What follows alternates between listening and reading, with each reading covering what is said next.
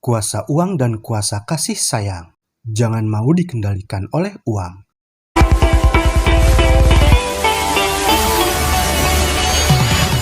Amsal 19 ayat 4. Kekayaan menambah banyak sahabat, tetapi orang miskin ditinggalkan sahabatnya. Uang itu memiliki kuasa bila dipandang dari sudut duniawi. Tetapi dari sudut pandang Kristiani, kasih sayanglah yang sebenarnya lebih memiliki kuasa. Alasannya adalah karena dengan kasih sayang yang murni, maka itu dapat mendorong setiap orang untuk melakukan kebaikan.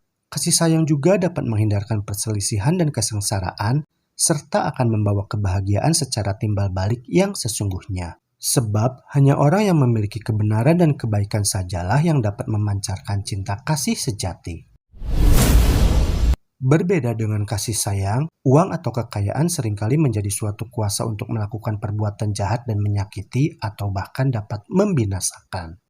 Tetapi uang juga janganlah dianggap sebagai kutuk. Sebab uang itu akan mempunyai nilai yang tinggi jika uang tersebut digunakan dengan sebaik-baiknya. Uang itu dapat berguna untuk menghasilkan kebajikan yang dapat menyelamatkan jiwa dan memberkati orang lain yang lebih miskin dari kita. Namun sebaliknya, apabila uang itu digunakan semaunya dan dengan tidak bijaksana, maka uang tersebut akan menjadi jerat bagi orang yang memilikinya. Orang yang menggunakan uang untuk memuaskan rasa sombong dan ambisinya, maka sesungguhnya orang tersebut telah menjadikan uang itu sebagai kutuk dan bukan sebagai berkat. Sekaligus hal itu menjelaskan bahwa sebenarnya uang itu dapat menjadi suatu ujian iman dan kesetiaan bagi setiap orang yang memilikinya. Oleh karena itu, kita harus memiliki prinsip dalam hal menggunakan uang.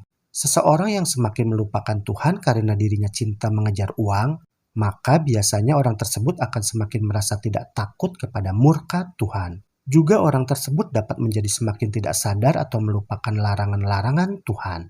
Akhirnya dirinya melakukan korupsi, mencuri, menekan atau menindas orang lain demi memuaskan keinginannya untuk mendapatkan uang. Seseorang yang semakin mudah untuk memperoleh uang, kebanyakan orang yang seperti demikian menjadi semakin kurang memiliki perasaan syukur. Jadi mengenai uang ini, janganlah beranggapan bahwa kita tidak perlu belajar untuk berhemat dan mencermatkan sisa-sisa uang yang masih dapat kita gunakan. Justru sebagai orang Kristen yang takut akan Tuhan itu, sebaiknya kita membelanjakan uang penghasilan yang diperoleh itu dengan bijaksana dan hemat. Kita juga wajib untuk mengasingkan sisa-sisa atau sebagian pendapatan kita untuk ditabung, yang nantinya dapat berguna untuk menghadapi masa kesukaran atau darurat.